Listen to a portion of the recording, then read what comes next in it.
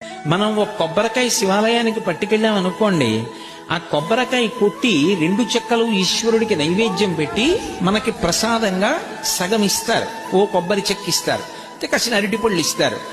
ఇస్తే వాటిని తిన్నగా ఇంటికి తెచ్చుకోకూడదు. శివుడి యొక్క నిర్మాల్యాన్ని, ప్రసాదాన్ని విడిచిపెట్టేయకూడదు. చాలా మంది తెలిసి తెలియక ఒక మాట అంటుంటారు, శివాలయం నుంచి ప్రసాదం తెచ్చుకోకూడదు అంటుంటారు. బాగా వినండి, శివాలయం నుంచి ప్రసాదం పట్టికెళ్ళి తీరాలి ఇంటికి. దాన్ని గోడ మీద పెట్టేయడం, నంది దగ్గర పెట్టేయడం, అటువంటి పిచ్చి పనులు చేయకూడదు. ప్రసాద తిరస్కారము బహుదోషము. ప్రసాదాన్ని తిరస్కరించకూడదు. అందుకే అన్నవరం సత్యనారాయణ స్వామి కథలో ప్రసాదాన్ని తీసుకోకుండా ఆ పిల్ల భర్తని చూడ్డానికి వెడితే పడవ మునిగిపోతుంది. ఒక కథలో ఏమిటి, ప్రసాదం తినకపోతే పడవలో ముంచేసేటంతటి పైశాచికవాదా పరమేశ్వరుడు? అంత పైశాచిక మనస్తత్వం ఉన్నవాడా? కాదు.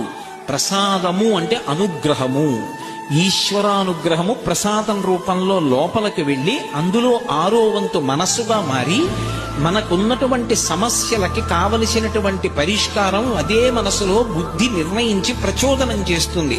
ఆ ప్రసాదం లోపలికెడితే సమస్యకి పరిష్కారం లోపల పుడుతుంది. అలా ఆ ప్రసాదము ఈశ్వరానుగ్రహము కనుక ఎవరు